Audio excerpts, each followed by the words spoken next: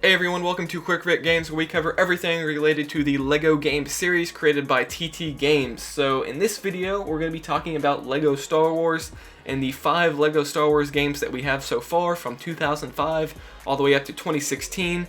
And we're going to be ranking those games and saying which one's the worst of those and which one's the best. And it'll be kind of a fun video, and we'll be able to talk about it in the comments about what you guys think and do you agree or disagree. As we build up here to the release of LEGO Star Wars, the Skywalker Saga, which is coming in 2020 next year.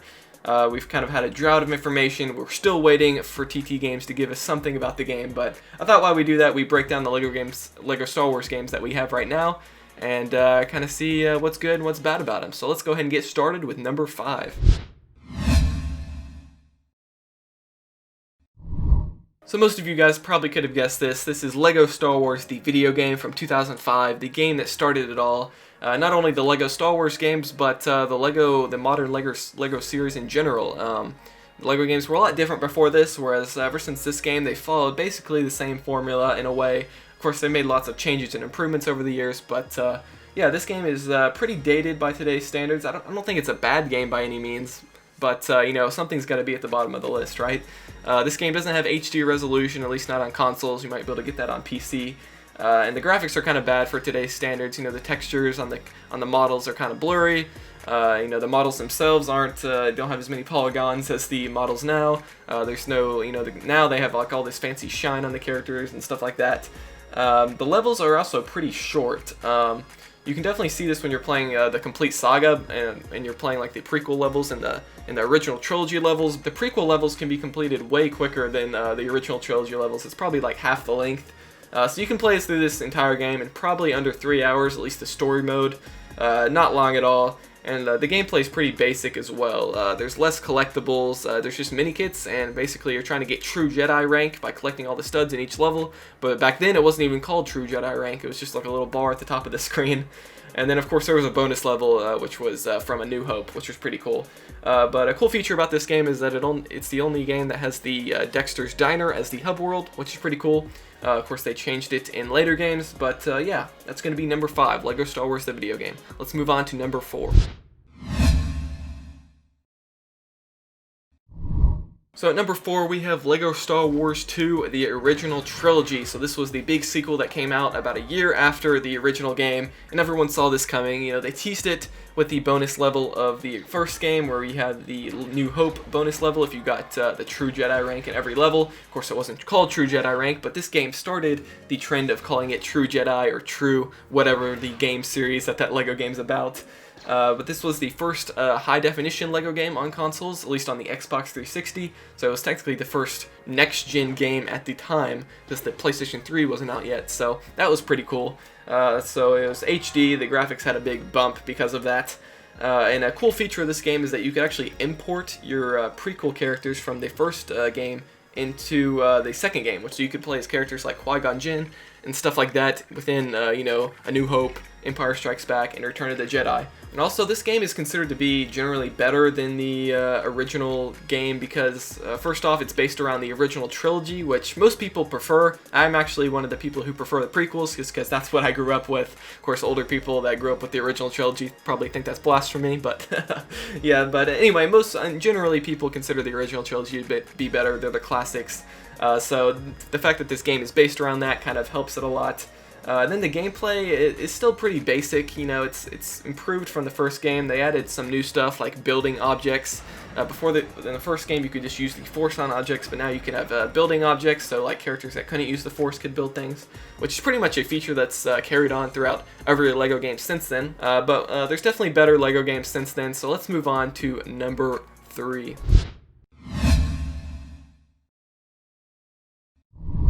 So at number 3, we have 2011's LEGO Star Wars 3 The Clone Wars. So this game actually had quite a bit of hype around it. Similar to the Skywalker Saga, there was actually kind of a gap in LEGO Star Wars games when this came out. So the last one was the complete saga, which was 2007, and then there was a 4-year gap until we got this in 2011. So you know, when they space the LEGO games out a little bit more, it definitely generates hype, as we have right now with the Skywalker Saga. We haven't had a LEGO Star Wars game since 2016 with The Force Awakens, so there's definitely hype building like that.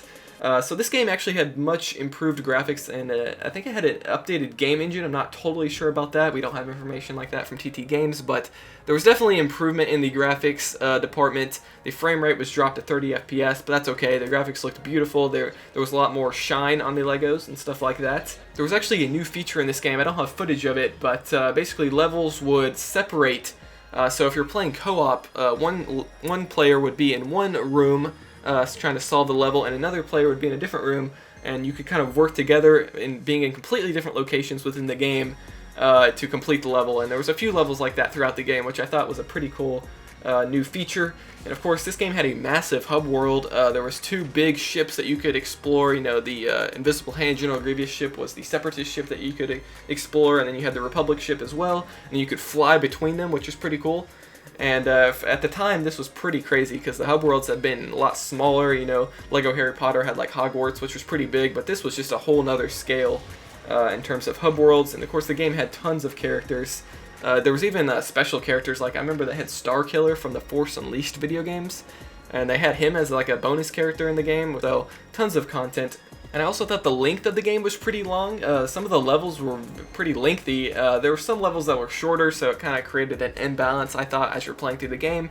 But you could kind of play the game in any order that you wanted to. There was like different story scenarios based on different episodes of the TV show that you could play. And then another new feature of this game was the big ground war battles that you could do. So you'd be in a big open field, and you'd have to take over different capture points, and you had to use different characters and different vehicles to take over each capture point. And it was kind of cool. It was a cool new mode. It was incorporated within the story a little bit, and then there was bonus levels that just were strictly this mode. But I thought it was a bit ridiculous. I was trying to 100% that game earlier this year, and you had to play through like, I don't know, probably like 30 or 40, maybe even more of these ground war battles, and it got really repetitive. So hopefully if they bring this back in the Skywalker Saga, they don't make you do near as many to get 100%. And another kind of feature that was kind of lacking in this game, I thought, was it didn't have any content from the movies. There might have been some characters that appeared in the movies, but of course this is based on the Clone Wars, so there wasn't anything there for the lovers of the movie, which was kind of unfortunate. But anyway, let's move on to number 2.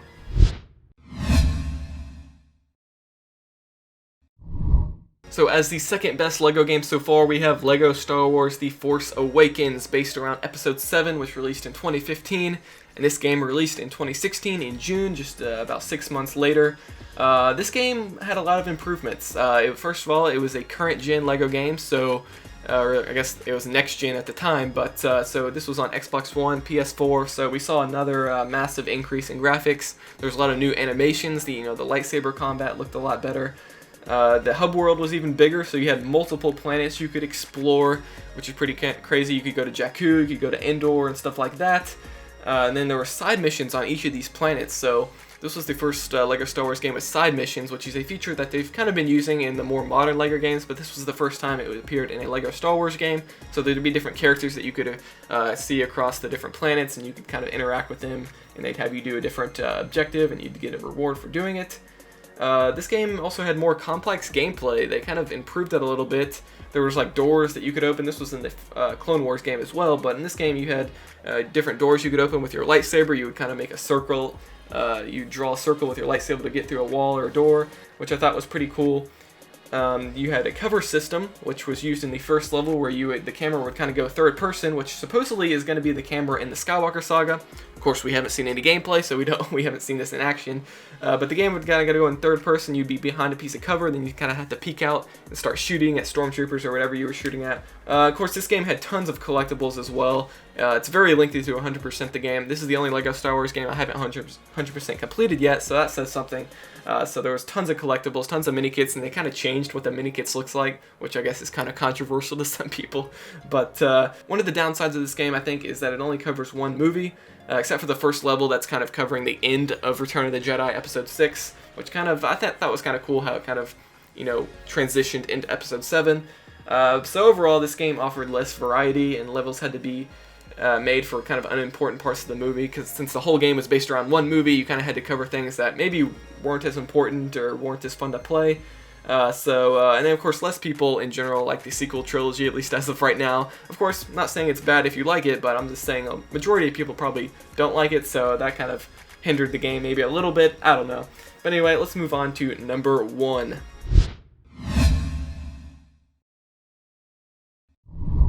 And of course, number 1 had to be LEGO Star Wars The Complete Saga from 2007.